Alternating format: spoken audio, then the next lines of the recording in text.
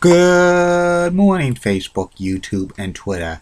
This is Rich again, back for your first video blog of the day for Tuesday, June 16th, 2015, around 5:22 in the morning, Billerica, Massachusetts. Going to be a mix and sun and clouds today. Some thunder showers, highs in the mid-70s. Some news to report. Atlanta Braves beat the Boston Red Sox by a score of 4-2. Red Sox 7-game losing streak. And in Stanley Cup playoffs, Game 6, the Blackhawks beat the Lightning by a score of 2-0. Blackhawks win the third Stanley Cup in 6 years. Duncan Keith, defenseman of the Blackhawks, playoff MVP Conn Smythe Trophy winner, and Lightning goaltender Ben Bishop admitted he played the entire Stanley Cup Finals with a partially torn groin. And that's about it on the news. My first video subject of the day is about the 1996 WWE King of the Ring pay-per-view review, and this King of the Ring was held at the Mecca in Milwaukee, Wisconsin, and it was the start of Austin 316.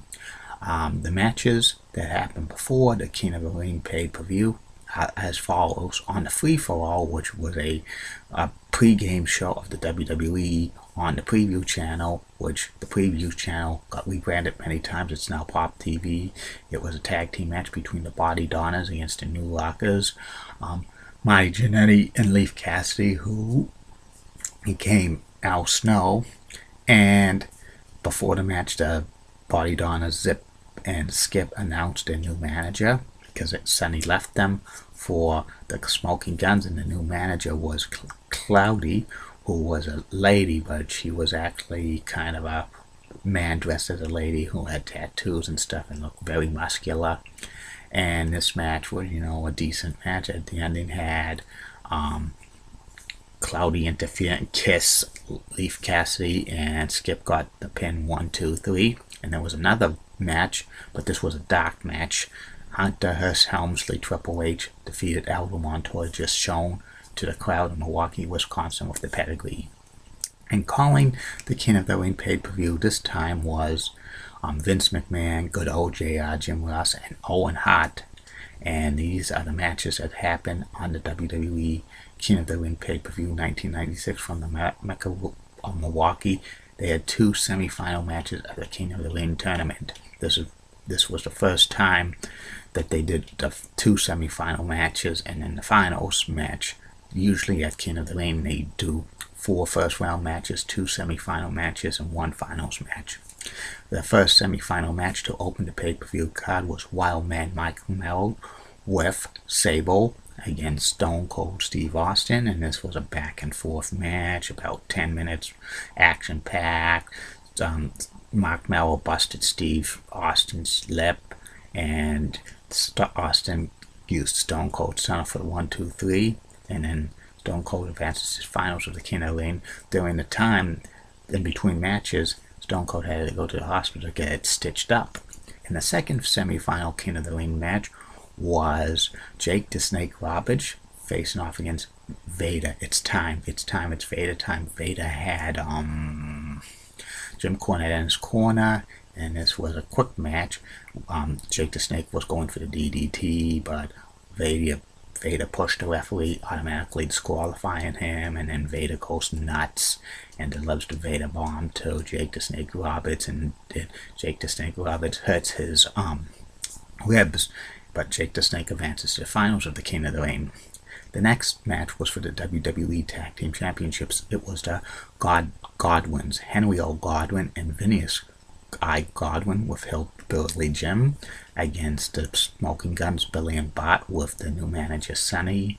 And Phineas had a crush on Sonny, and it was a back-and-forth match, but Phineas got distracted by Sonny, and then the Smoking Guns took advantage of that, and the ending had Billy pinned Phineas for the 1, 2, 3, and the Smoking Guns retained the WWE World Tag Team Championships.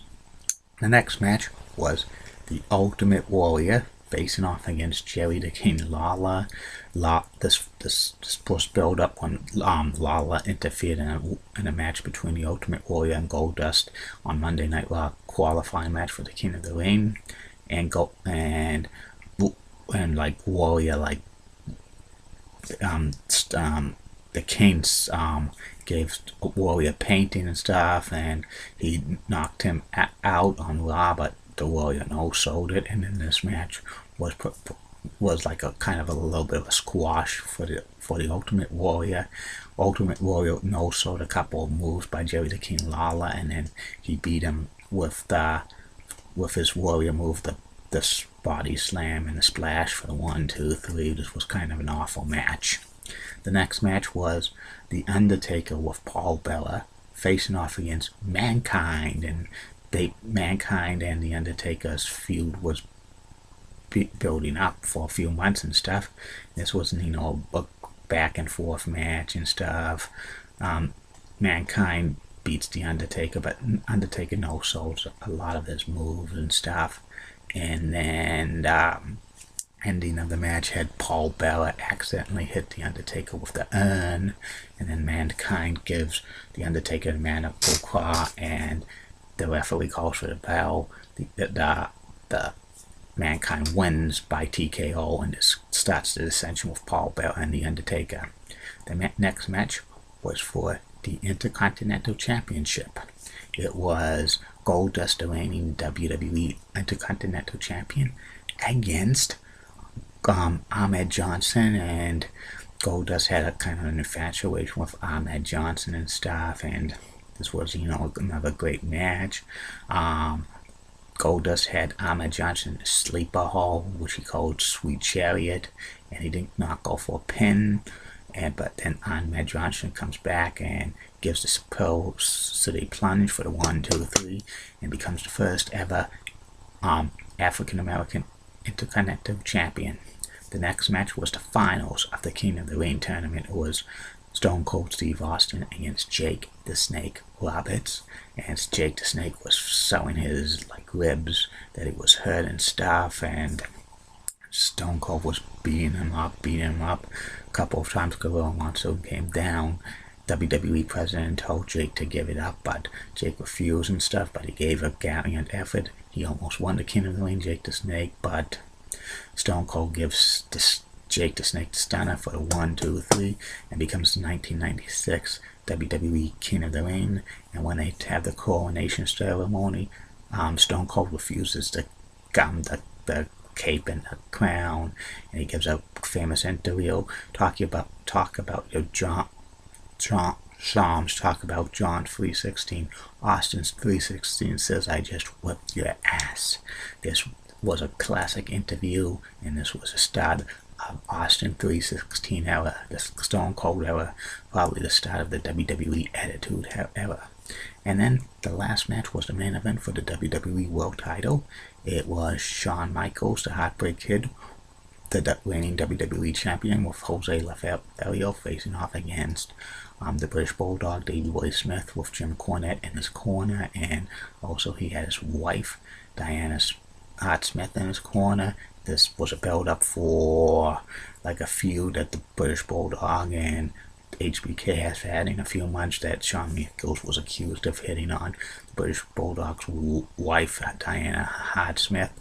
The original angle was going to turn out to be Diana was going to turn on the Bulldog and join Shawn Michaels, but the Bulldog and Bret the Hitman Hart were against the angle, and they had a match at the Beware of Dog in Your House a month before, but it was a false finish and stuff, so they had a rematch, and they had a special guest referee.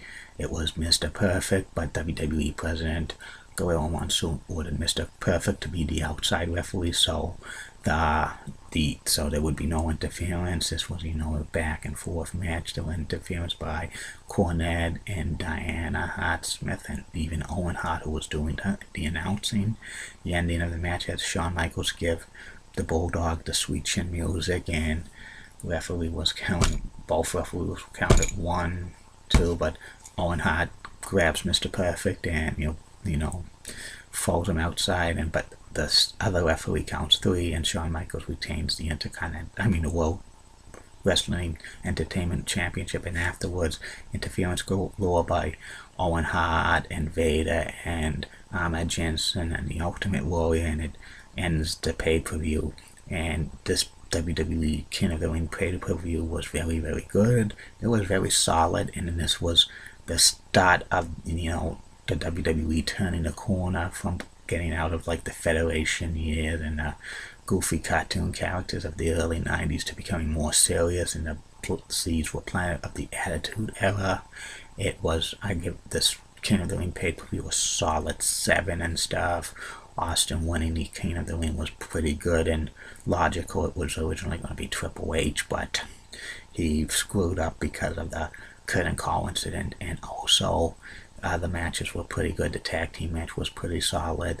Ahmed Johnson winning the Intercontinental Championship and becoming the first ever African American to hold major WWE singles goal was good, but he didn't get catapulted big time because of injuries and politics, and also the seeds were planted for the Undertaker to be the Undertaker to and Paul Bearer turning on him at SummerSlam the following August. And that's about it on the King of the Ring pay-per-view. We'll be back later. I'll be back later for 2 more video vlogs. One will be about the Quebec Nordiques, and the third and final video blog of the night will be about Don Bailey, personal profile. Have a good day, Facebook, YouTube.